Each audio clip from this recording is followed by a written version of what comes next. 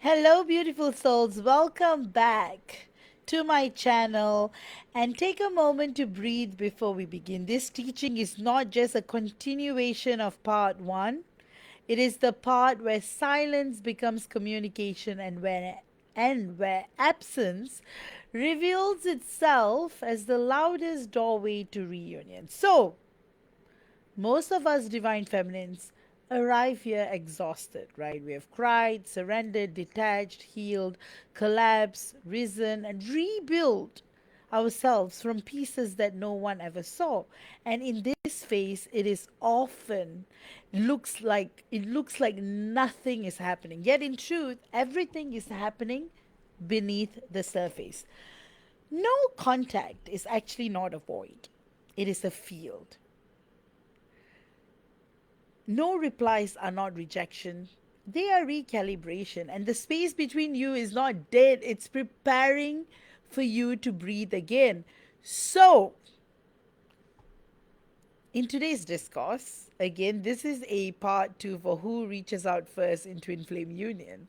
So, in today's discourse, we will enter the hidden world behind the scenes, the place where our beloved divine masculine feels every shift we make, even when he says nothing, the place where contact is not a message but a soul agreement that activates only when both of us reach neutrality, coherence, and truth. So if you're hearing this right now, you are not waiting for contact. You are entering the magnetic point where contact becomes inevitable. This is the moment where you stop asking who should move first because you begin to understand the deeper law.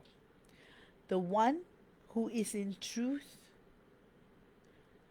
the one where in truth you are starting to see the universe, how the universe can hold the field more steadily than ever, right? It's like basically this is what's happening, right? When we stop questioning, we start flowing in naturally. And this is why as divine feminines we become the one to hold the frequency more steadily, right? So let's settle in. Let this teaching wash over your nervous system because part two is where you finally understand the hidden mechanics of communication in sacred union and why the message always arrives when your energy stops trembling. So, the aftermath of no contact. When months pass without a word, most of us divine feminines begin to believe it's over, right? But in higher truth, silence is not the absence of communication, it's the most sacred form. Because during no contact, we are still communicating through energy with our beloved divine masculines, aren't we? So that's why our divine masculine may not reply to a text, but his field is in dialogue with ours constantly. So every time we reclaim our energy, it hits his nervous system. Every time he resists his feelings, we will feel a sudden sadness. This is not punishment, it's frequency sinking. The universe is preparing the space for true communication, one that is built on authenticity, not attachment. So, what our beloved divine masculines feel before he reaches out? I know this is a golden question that you guys probably have in your minds, right? So, before our beloved divine masculine sends that first message, he goes through a silent breakdown that no one sees. He feels the emptiness where our energy once held him. His ego tells him that we have moved on, but his soul whispers that we have come home to ourselves, right? And that whisper becomes unbearable over time. He starts replaying memories, conversations, laughter, not nostalgia, but as a soul recall, right? So you'll often notice this face reflected in his 3D life. He gets restless, overworks, distracts himself, or suddenly isolates, or starts creating more companies. He may even seem happy on the surface, posting, socializing, but that's just a camouflage, right? Inside, he's wrestling with the awareness that the one person who truly saw him is no longer energetically chasing him. That realization is what cracks the shell. When he reaches that breaking point, the universe steps in. Synchronicities multiply, dreams of us return, signs get louder until the message finally forms itself through his hands, right? That's what gets him to send the message. So, actually, what is going on with his psyche? So much goes on, you know. He is trying to mirror our success. He is trying to feel more, he's trying to make himself worthy of us. He may start building apps, creating businesses, start, dressing up like the great Gatsby, trying to live life, grandly to kind of attract our attention, but at the same time trying to seem that he's too cool to be touched. Get what I mean? This is the psyche behind our divine masculine. So he might not be the one who wears suits, for example. Suddenly you might see a picture of him wearing a suit. With other people, trying to show that he's becoming a gentleman. He's becoming this, he's like tipping his hat to you. He's trying to be this um, gentleman. But these are all attention seeking mechanisms, right? So this is what he starts doing before he reaches out. He tests the fields. He tries to post a picture on social media. He might try to post a picture trying to say that he's in your town, or he might try to do something sneakily to see whether you respond. So in a way, it's a test. It's a double-edged sword, right? So he may be like, if we respond, he might realize, oh, she's still in the chaser energy. But if we don't say anything, he'll be like, now this is the neutral part, right? He starts feeling, has she moved on? Could she be with someone else? Or he will start feeling like there is something different about his divine feminine's energy. So this is when everything starts to shift. This is when he starts to feel that something has changed. All his performance, his divine feminine is seeing through his BS. So this is when he goes through that silent breakdown that no one sees, where he starts feeling our emptiness, where our energy once held him, right? This is when he starts to break down that we have moved on and etc., right? So that's why when he reaches such a breaking point, the universe steps in, and that's when he finally sends that message. So what happens to us? What do we divine feminines feel at the same time?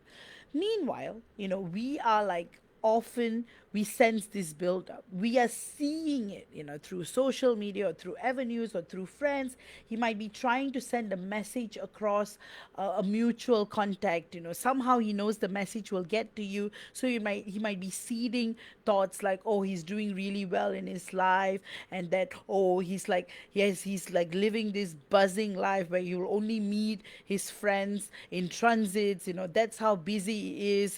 He's in the he's having such a glamorous social life, like what I said, the great Gatsby life, right? He will try to show that, you know he will change his dressing, he will change his style, he will try to do everything to trigger his divine feminine, right? But we often sense this build up because we are at this stage where we're already neutral, right? But here's where most regress as well. Sometimes you may mistake his energetic approach for a call to initiate contact. It is not. It's a call to stay steady. So, all that performance, ignore it because the energetic field is already doing the talking. So, in this phase, we will feel heart chakra warmth, random surges of peace, or even tears without sadness. That's the energy of reunion assembling around us. The less we interfere, the smoother it becomes. So, the whole soul understanding behind who moves first, right? So, at the soul level, we had agreed before incarnation who would embody the pursuer energy and who would embody the retreater energy. This is the dance, the cosmic dance designed to teach both of us surrender and self mastery. The one who runs, the one who ran learns to return without ego. The one who chases learns to receive without fear. So, if you're a divine feminine and if you've been doing the inner work, you've already been fulfilling your half of the deal, right? The moment you let go of needing your divine masculine to act, you've completed the test. That's when the universe triggers his half, the action, right? So there are two types of reconnection. When contact finally happens, it comes in two forms. Number one, the test message, a short, casual text that carries enormous energetic weight. It's not about content, it's about readiness.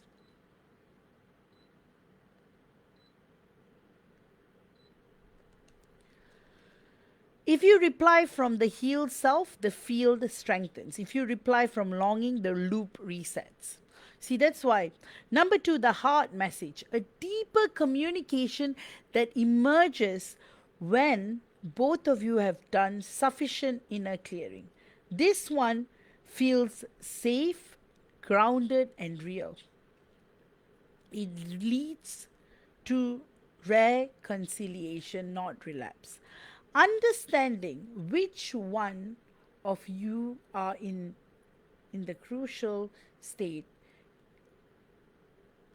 it determines whether this contact births union or another purge. So it really, really, really depends.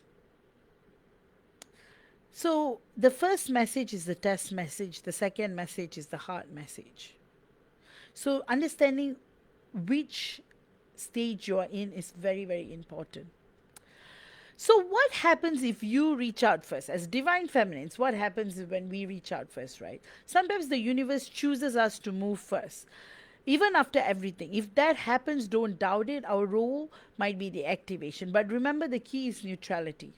So you might send one message which is totally cool, but then don't pop up at his office or don't pop up at the train station where you know he's going to take the train at this particular time at 5:15. Don't. Your vibration must say, I am whole with or without this response. When contact is initiated from this space, it acts as a frequency offering, not a plea. The message becomes medicine. Even if he doesn't respond, the energetic seed is planted and he will return when it sprouts. So if you feel the divine nudge to message him, do it only when you can walk away right after without anxiety. That's how you know it's soul led. So, when neither reaches out, if both remain silent for a long time, don't assume stagnation. This usually means the universe is orchestrating a third energy bridge. You may begin seeing external events, mutual friends, synchronicities, meetings, social media alignment bringing you into the orbit again. Because physical communication is simply waiting for divine timing to merge with energetic readiness. In these moments, don't chase signs or panic about timing. Our higher selves are still at work, and the silence is fertilizing the soil. So, what first contact truly means spiritually? The first message is never the beginning. It's the acknowledgement of what has already been reborn in higher planes. It's the physical echo of a multi-dimensional agreement. You can feel it in the energy. The field goes quiet for days, and then suddenly you sense a click, and that click is timeline synchronization. Soon after, your phone lights up, and it's not random, it's cosmic precision.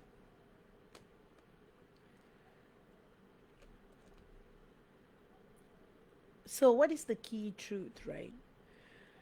Readiness determines sequence. The universe doesn't choose based on anything, right? It chooses based on readiness.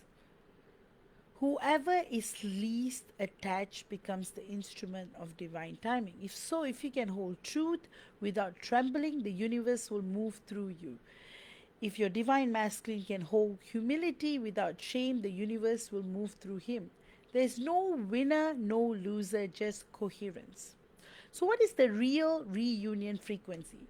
Reunion doesn't begin with words, it begins when both of us can sit in the same frequency without collapsing. That's why most reconnection happen right after a huge internal purge.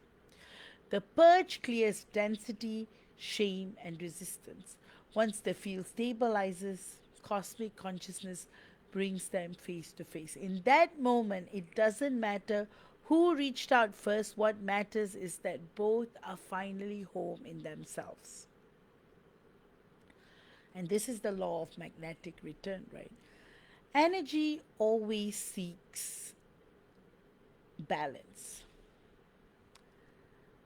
As the divine feminine, when we radiate peace, our divine masculine's energy returns to equilibrium. And this is magnetic law. It's how the universe restores coherence between two polarities born from one soul. So stop asking when will he call. Start asking, am I vibrating at home frequency? Because that is the real magnet. All right. So this is part two of our discourse. So